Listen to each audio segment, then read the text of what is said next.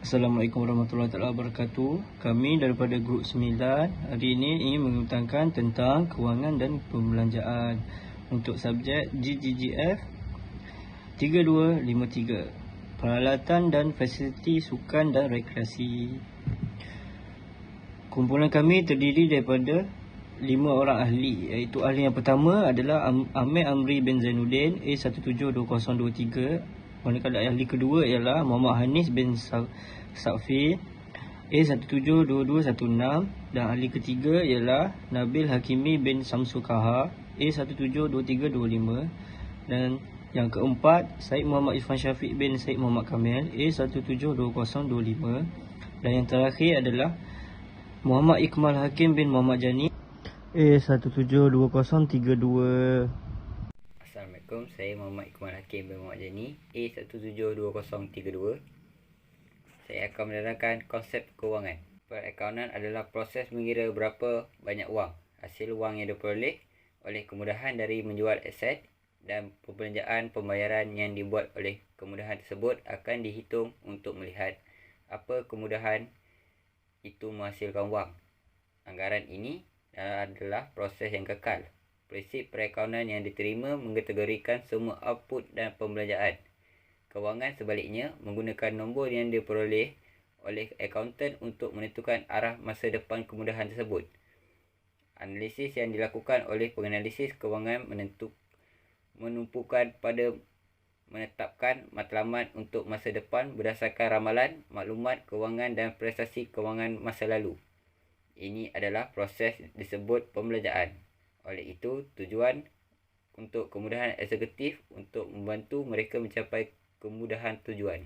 Anggaran bukan hanya dokumen yang dihasilkan oleh penalisis kewangan. Pelbagai jenis penyata kewangan dirancang untuk menceritakan keselesaan.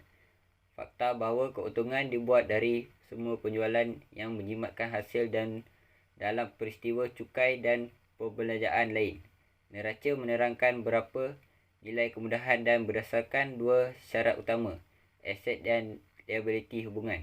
Aset adalah sesuatu yang bernilai seperti tanah, hak penanaman dan konsesi barang. Lebih banyak aset, lebih banyak kemudahan bernilai. Liability terhutang kepada orang lain. Kemudahan itu mungkin berhutang kepada peminjam. Sekiranya lebih mudah untuk memahami bahawa hutang bernilai lebih tinggi daripada kemudahan aset, maka kemudahan tersebut mempunyai nilai tunai negatif.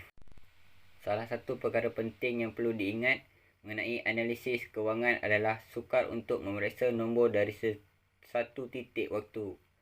Sekiranya kemudahan itu membayar $10 untuk tiket pada tahun 2004 dan berharga $10 untuk tiket pada tahun 2009, kemudahan tersebut sebenarnya tidak akan mendapat nilai $10 pada tahun 2009. Menurut konsep nilai masa wang, wang tidak mengekalkan nilainya dari masa ke semasa. $1 esok tidak menilai sebanyak $1 hari ini. Oleh kerana inflasi dan permintaan wang mendapat nilai yang sama tahun ini, anda mungkin perlu membayar $1.5 tahun depan.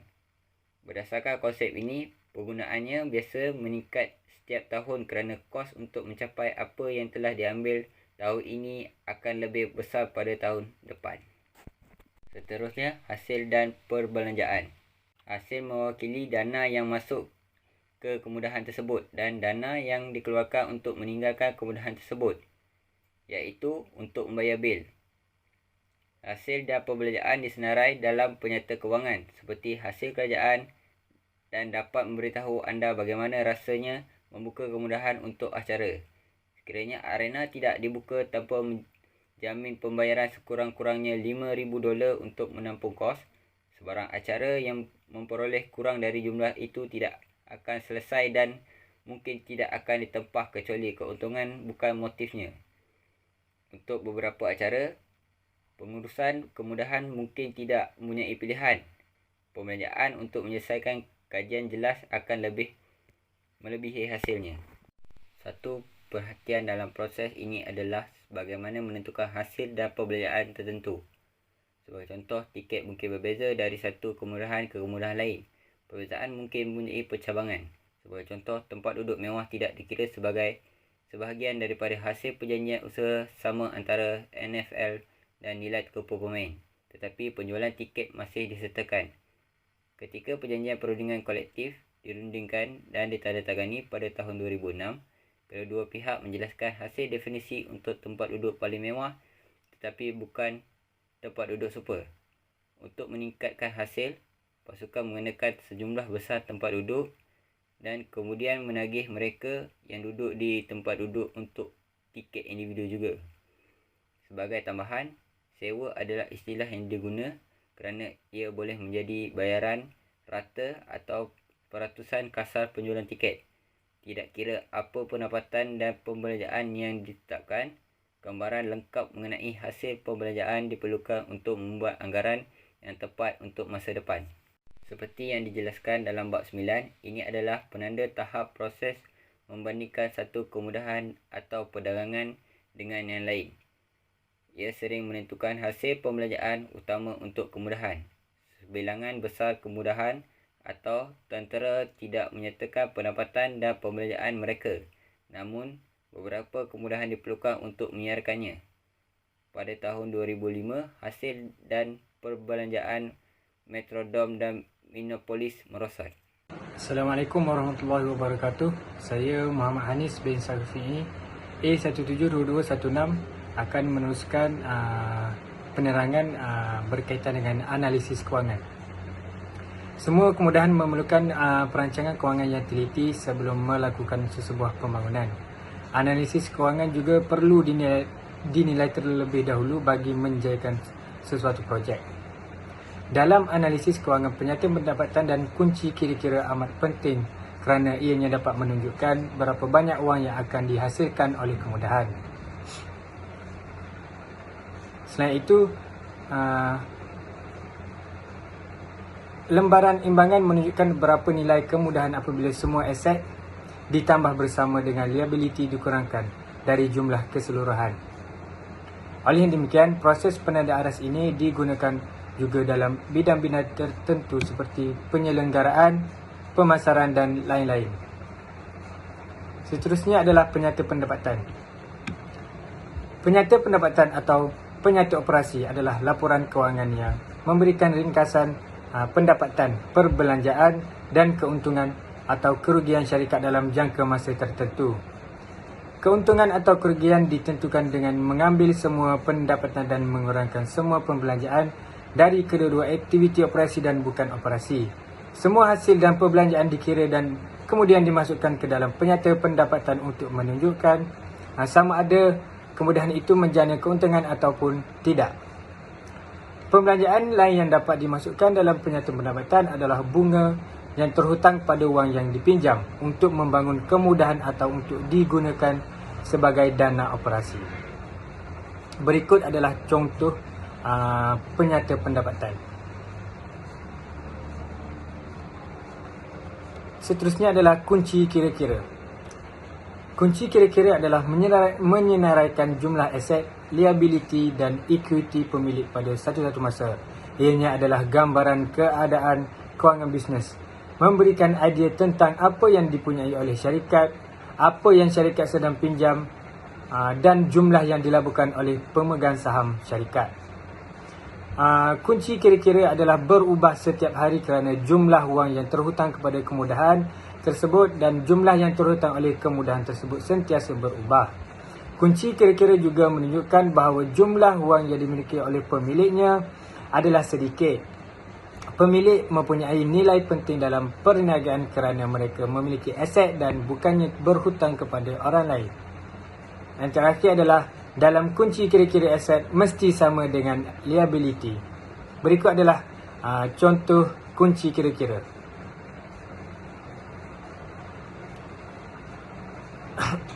Berikutnya adalah menggunakan analisis kewangan. Analisis kewangan selepas acara adalah penting untuk kedua-dua pasukan atau tindakan dan kemudahan untuk memastikan bahawa semua pihak mengetahui nombor yang betul. Proses menentukan nombor akhir yang sering disebut pendamaian membawa penganjur atau wakil pasukan bersama dengan pihak kewangan kemudahan untuk menentukan perbelanjaan yang tepat dan pendapatan untuk suatu acara. Analisis kewangan selepas kejadian dilakukan untuk kebanyakan acara tunggal seperti permainan, acara ataupun konsert. Biasanya penganjur dan pengarah kewangan kemudian mengkaji hasil dan perbelanjaan untuk menentukan jumlah akhir yang terhutang di bawah kontrak. Biasanya penganjur dan pengarah kewangan kemudian mengkaji hasil dan perbelanjaan untuk menentukan jumlah akhir yang terhutang di bawah kontrak. Sebelum meneliti anggaran, penting untuk memahami bahawa terdapat banyak wang tunai di kebanyakan kemudahan sukan. Dan terakhir, akauntan tidak dapat memberikan nombor yang tepat untuk membuat keputusan jika semua wang tunai tidak diambil kira. Seterusnya adalah mengesan wang tunai. Salah satu masalah harian utama yang berkaitan dengan pengurusan kewangan untuk kemudahan adalah pengurusan tunai. Semua urus niaga tunai perlu direkodkan dan disahkan dengan betul untuk memastikan bahawa wang tidak hilang dari saat ia digunakan untuk membeli sesuatu barang sehingga disimpan di bank. Sebagai contoh, kemudahan mempunyai 2 orang di setiap pintu masuk tempat letak kereta. Seorang petugas memproses transaksi dan seorang lagi mengira kereta dengan kaunter. Pada akhir acara, mereka akan menggabungkan baki akhir. Oleh itu, jika setiap kereta perlu membayar RM5 untuk meletak kenderaan dan terdapat sejumlah RM5,000 akan terbayar dan kaunter itu harus mempunyai 1,000 biji kereta. Oleh demikian, sekiranya bilangan ini tidak sepadan, maka analisis perlu dilakukan mengikut cara yang betul. Lebih penting dalam jangka masa panjang, jika jumlahnya tidak sepadan, kemudahan itu tidak akan dapat menghasilkan ramalan dan anggaran yang tepat. Sekian dari saya. Bismillahirrahmanirrahim. Terima kasih kepada rakan pembentang sebentar tadi. Saya A172325 Nabil Hakimi bin Syamsul Kahar akan menerangkan bahagian belanjawan. Belanjawan atau bajet, ia adalah alat yang digunakan oleh pengurusan bagi mengenal pasti sumber-sumber yang berkesan untuk mencapai matlamat fasiliti. Jadi mencapai matlamat fasiliti ni, ia keutamaannya adalah keuntungan. Jadi pengurus akan menggunakan belanjawan ini untuk dia kenal pasti apakah yang boleh menyebabkan mereka mendapat keuntungan. Yang kedua, perbelanjaan atau hasil keuntungan dari tahun sebelumnya boleh diguna pakai sebagai titik permulaan bagi membangunkan fasiliti. Jadi hasil keuntungan yang tahun yang lalu mereka akan ambil masuk ke dalam tahun ini. Jadi mereka akan gunakan ia untuk menaik taraf fasiliti, sama ada menaik taraf ia ataupun membuat yang baru, fasiliti yang baru. Okey, yang ketiga, setiap keputusan analisis bajet mempunyai keputusan yang berbeza, iaitu positif dan negatif. Yang keempat, bajet mampu mengawal kewangan sesuatu fasiliti dan membolehkan mereka membuat keputusan yang baik dalam proses menaik taraf fasiliti. Jadi menggunakan belanjawan ini, pengurus dapat mengawal duit keluar masuk untuk menaik taraf fasiliti. Jadi mereka tidak, untuk menaik taraf fasiliti ini, mereka tidak mengalami kerugian sekiranya mereka masih merujuk kepada bajet mereka. Okey, yang kelima, setiap projek pembangunan perlu dinilai dari segi aspek tertentu oleh pengurusan, antaranya perbelanjaan utiliti, perbelanjaan sewa, perancangan reka bentuk perbelanjaan, penyelenggaraan, perbelanjaan pertubuhan masa depan, bajet pergerakan dan pengurusan perbelanjaan. Jadi mereka untuk membuat pembangunan yang baru, mereka perlu merujuk semua aspek-aspek ini. Okey, seterusnya kita akan lihat ramalan. Ramalan kewangan diguna pakai bagi membentuk pelan kewangan. Jadi sebelum membuat pelan kewangan, pengurusan perlu membuat ramalan kewangan terlebih dahulu. Yang kedua, pengurusan mudah membuat laporan kewangan sekiranya mengetahui gambaran awal di masa akan datang. Jadi semestinya sekiranya kita telah tahu apa yang akan terjadi pada masa akan datang, kita akan membuat tindakan yang lebih baik. Yang ketiga, titik permulaan yang dirujuk bagi membuat ramalan selalunya diambil dari belanjawan atau perbelanjaan tahun yang lalu. Jadi untuk membuat ramalan tersebut, mereka akan lihat pada tahun sebelum itu. Jadi mudah untuk mereka membuat ramalan yang akan datang sekiranya ia berulang atau sebagainya. Yang keempat, aspek permintaan dan kekerapan penggunaan oleh pelanggan turut diambil kira bagi membolehkan ramalan belanjawan dibuat. Jadi jika fasiliti tersebut sering kali diguna oleh pengguna, ia sudah semestinya membolehkan keuntungan. Jadi apabila membolehkan keuntungan, mereka akan fokus kepada fasiliti tersebut lah. Kelima, antara perkara yang diambil kira dalam ramalan adalah kos utama, kos ruang masa depan, kos tahunan tidak deskripsi, kos tahunan budi bicara, kos penyewaan, kos pembiayaan. Jadi sebelum mereka membuat ramalan, mereka perlu lihat perkara setiap kos ini terlebih dahulu, barulah mereka membuat ramalan. Okey, kemudian kita akan lihat pembayaran bil harian. Pembayaran bil harian ini ia hanyalah istilah yang digunakan pakai oleh pengurus. Istilah kepada pengurus untuk menentukan keperluan mana yang lebih diperlukan pada bulan-bulan tertentu. Jadi mereka akan lihat bil mana yang perlu diselesaikan pada bulan tersebut. Yang kedua, pengurus menggunakan teknik jika memperoleh keuntungan yang kecil, tidak akan melabur dalam jangka masa pendek, manakala keuntungan yang besar untuk pelaburan jangka masa panjang. Jadi pengurus menggunakan teknik ini. Yang ketiga, pengurus akan melakukan penjejakan bil dengan memfokuskan kegunaan tertinggi. Jadi pengurus akan cari bil mana yang menelan kos yang banyak. Jadi mereka akan analisis untuk berusaha untuk mengurangkan kos bil tersebut. Yang keempat, keputusan pembayaran segera bil atau mengabaikan bayaran bil. Okey, sebenarnya ini yang keempat ini ia adalah teknik sekiranya bil tersebut tidak mendapat tuntutan undang-undang, jadi mereka akan mengabaikan bil tersebut sehinggalah mahkamah atau pihak berkuasa dan sebagainya mencari mereka atau pihak bank mencari mereka menuntut bayaran tersebut. Jadi barulah mereka akan menyelesaikan bil tersebut. Okey, selepas itu kita akan lihat pertimbangan kos modal. Kos modal melibatkan pelaburan dalam jangka masa yang panjang. Penganggaran modal dibuat dengan menilai sesuatu keperluan fasiliti dan memaksimalkan ia ke tahap keuntungan yang tinggi. Jadi pengurus akan buat anggaran modal dan kemudian ia akan analisis dan nilai fasiliti mana yang mendapat sambutan tinggi daripada pelanggan atau pengguna. Jadi dari situ mereka akan gunakan modal mereka untuk menaik taraf atau membuat fasiliti yang baru. Kemudian dengan pelaburan tersebut mereka boleh mendapat keuntungan yang tinggi. Yang ketiga, pengurus perlu membuat keputusan sama ada membangunkan fasiliti sedia ada, membangunkan yang baru. Jadi seperti saya kata tadi, modal tersebut pengurus akan gunakan ia untuk menaik taraf sedia ada atau membangunkan yang baru untuk mereka memaksimalkan keuntungan mereka, ataupun mereka membuat pajakan. Jadi pajakan ini ia perlu melalui perjanjian tertentu dengan jumlah yang dipersetujui kedua-dua pihak. Pengurus perlu menanggung risiko yang besar sekiranya tidak menyambung kontrak pajakan sewaktu akhir kontrak. Jadi untuk membuat pajakan, jumlah perjanjian tersebut perlu dipersetujui kedua-dua pihak lah.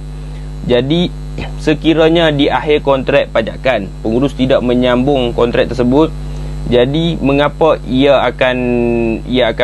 pengurus akan menanggung risiko yang besar? Ya, kerana pengurus perlu mengambil balik fasiliti tersebut, jadi ia akan letakkan di tempat yang baru. Jadi apabila diletakkan di tempat yang baru, ia perlu membayar sewaan, kos pengangkutan barang tersebut dan sebagainya lah. Jadi risiko yang besar kerana mereka perlu mengeluarkan kos yang banyak untuk mengambil semula fasiliti mereka. Keenam, proses pertimbangan kos modal ini ia dilakukan setelah memperoleh maklumat yang sesuai serta mengambil kira beberapa kaedah, antaranya kadar pulangan rata, tempoh pembayaran balik purata, pulangan pelaburan tahunan, kaedah pembayaran balik tunai, aliran tunai yang dikurangkan, nilai bersih terkini, kadar pulangan dalaman, dan yang terakhir kos keuntungan nisbah. Jadi pengurus perlu memperoleh maklumat semua kaedah di bawah ini, barulah ia boleh membuat pertimbangan kos modal. Okey, kita lihat kaedah kadar pulangan rata ARR dahulu. Ia berfungsi dalam menentukan kadar pulangan berbentuk peratusan. Ia dibahagikan pendapatan bersih yang telah ditolak cukai. Tapi permasalahan kajian kaedah ini adalah ia suka mengira keuntungan dan tidak mengambil kira nilai waktu semasa wang. Okey, itu untuk ARR. Kita lihat pada APP, iaitu kaedah tempoh pengembalian rata. Analisis keputusan modal ini ia berdasarkan tempoh masa purata yang diperlukan untuk membayar pelabur awal. Okey, kaedah ini mudah dikendalikan di analisis aliran tunai dan dapat menganalisis risiko. Tetapi kelemahannya, ia tidak mengambil kira nilai mata wang semasa, keputusan aliran tunai berbeza-beza subjek dan tidak mengira aliran tunai subsekuen. Kemudian kita lihat analisis nilai bersih kini, NPV. NPV ini menentukan nilai mata wang dari beberapa siri aliran tunai masa depan yang dikurangkan daripada kos modal kemudahan. Okey, proses ini ia memerlukan penggunaan jadual nilai wang semasa dan mempertimbangkan aliran tunai yang relevan. Dan kelebihannya, analisis ini mudah difahami, tetapi ia mudah difahami sekiranya kita mempunyai pengalaman dalam bidang kewangan. Kalau kata kita tak ada pengalaman kewangan, ia menjadi sukar untuk kita baca analisis ini. Kemudian kita lihat kadar pulangan dalaman, IRR. Ia merupakan kadar yang dikurangkan dengan tiada nilai bersih kini. Ia diguna pakai bagi menentukan nilai sesuatu projek. Ia juga berfungsi menganalisis aliran tunai dan nilai mata wang semasa. Jadi, tapi teknik ini sukar dikira dan difahami oleh orang. Jadi IRR ni ia mempunyai kelebihan tentulah, ia digunakan untuk tentukan nilai projek sebagainya. Tetapi hanya orang yang kira tu saja yang faham. Kalau kata orang lain nak tengok IRR ini, ia akan sukar untuk fahami lah. Akhir sekali kita lihat rumusan kepada tajuk kecil ini, iaitu belanjawan. Walaupun alatan membandingkan projek banyak, tetapi ia tidak tepat kecuali semua menggunakan nombor asas yang sama. Jadi alatan yang saya sebut sebentar tadi itu, NPV dan sebagainya, ia tidak tepat. Tetapi jika nombor asas dia sama, ia boleh digunakan dan menjadikan boleh mendapat jawapan yang tepat. Ia mustahil untuk membandingkan nombor sekiranya dua formula berasingan menggunakan data yang berbeza.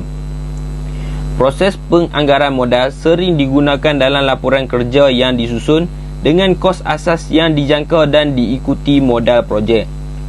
Setelah dianalisis dan pengiraan juga dibuat, pihak pengurusan perlu memilih projek mana yang memenuhi keperluan seperti yang dirancang. Jadi, keutamaan diberi kepada projek yang memberi pulangan yang banyak dan tempoh masa membayar pelaburan awal lebih lama. Jadi, sudah semestinya lah kita nak benda yang dapat keuntungan cepat, tetapi duit keluar kita sedikit kerana tempoh masa yang lama. Jadi kebimbangan untuk perkara ini, kebimbangan yang dialami adalah sekiranya pengurus berhenti kerja semasa projek dijalankan. Jadi projek dah jalan, apabila projek dah jalan, pengurus berhenti kerja. Jadi pengurus baru perlu datang. Ia perlu buat belanjawan tu dari mula semula. Perlu buat belanjawan semula, kerana hanya pengurus yang lama je tahu tentang belanjawan dan sebagainya, apa yang mereka nak buat. Jadi sangat berita buruk lah, kerana projek akan tertangguh di situ. Okey, setelah keputusan pembinaan atau menyewakan kemudahan dibuat, dana pembinaan dan projek akan terjamin. Okey, sekian itu saja daripada saya. Terima kasih. Kita akan beri kepada pembentang seterusnya. Terima kasih. Hai, Assalamualaikum warahmatullahi wabarakatuh. Nama saya Amir Amri bin Dinuddin. Seterusnya saya akan membentangkan tentang pembiayaan kemudahan baru. Dengan kenaikan biaya setiap tahun, semakin sukar untuk membiayai kemudahan sukan atau kompleks utama dengan menggunakan dana dari satu orang atau kumpulan, termasuk cukai awam. Terdapat 3 pilihan pembiayaan utama, antaranya ialah pembiayaan swasta, pembiayaan awam dan pelbagai kaedah. Setiap pilihan mempunyai kelebihan dan kekurangan yang berbeza. Pembiayaan swasta. Pembiayaan swasta boleh datang dari pelbagai sumber. Dari stok dan bon yang dikeluarkan oleh syarikat swasta hingga dana swasta. Sebagai contoh, Miami Dolphins dulu pernah bermain di Joe Robbie yang sekarang ini dikenali sebagai Stadium Dolphin. yang dibina dengan dana peribadi dari keluarga Robi. Pelabur swasta. Pelabur strategik menjadi peluang pertumbuhan dan pengembangan.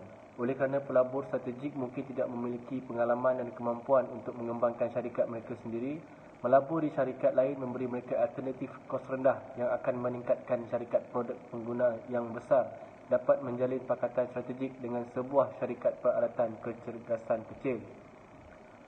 Seterusnya, pembiayaan cagaran. Perusahaan baru dan membangun kadang-kadang menghadapi proses yang sukar untuk mendapatkan modal untuk membina dan mengembangkan perniagaan mereka. Dan pemberi pinjaman akan memerlukan sejumlah jaminan atau ekuiti. Bond korporat. Bond korporat adalah bond yang diterbitkan dan disokong oleh syarikat penerbit. Tidak seperti kebanyakan bond kerajaan, bond korporat tidak dikecualikan cukai. Bond bebas cukai memberikan perlindungan pendapatan kepada pelabur kerana pembayaran faedah yang dibuat oleh penerbit bond tidak dikenakan cukai apabila dibayar kepada pelabur. Seterusnya, perkongsian. Wang juga boleh datang dari orang lain atau organisasi yang bekerjasama untuk membina kemudahan. Contohnya, 2 atau lebih orang boleh bergabung bersama untuk membina atau membiayai kemudahan. 2 atau lebih entiti pemerintahan seperti daerah, sekolah dan jabatan teman boleh bergabung bersama untuk membina padang permainan untuk digunakan oleh kedua-dua entiti tersebut. Seterusnya adalah penawaran umum. Tawaran awam melibatkan penjualan saham korporat kepada orang ramai dalam bentuk saham. Syarikat dapat mengumpulkan dana yang besar dengan cara ini. Sejumlah contoh terdapat dalam industri sukan, terutamanya dalam perlumbaan kuda, perlumbaan auto dan kelab kesihatan. Pembiayaan awam. Sama ada wang itu milik mereka atau berasal dari orang lain, pemaju kemudahan memerlukan wang tunai yang cukup untuk membeli tanah, membina kemudahan dan kemudian mengoperasikan kemudahan itu. Dana yang sama diperlukan jika entiti membina kemudahan sukan. Perbezaan utama adalah bahawa entiti kerajaan dapat mengumpulkan wang dengan cara lain. Sumber pembayaran. Apapun jenis bond yang dikeluarkan, pembayaran balik akan sentiasa menjadi perhatian utama para pelabur. Akhir sekali, pembiayaan lain-lain. Selain pilihan pembiayaan standard seperti pinjaman, bond atau kos, terdapat banyak strategi unik untuk membiayai kemudahan. Salah satu yang paling mudah adalah meminta seorang menyumbangkan kemudahan. Kadang-kadang kemudahan boleh dibina dengan hadiah. Seterusnya adalah menjual kemudahan. Salah satu pertimbangan kewangan yang sering dilihat dengan kemudahan adalah akibat kewangan menjual atau melupuskan harta tanah. Pada titik tertentu, kemudahan mungkin melebihi kegunaannya. Terdapat pelbagai kaedah untuk membuang kemudahan termasuk yang berikut. Yang pertama, pindahkan kemudahan dari satu bahagian operasi ke bahagian lain dengan nilai buku penuh.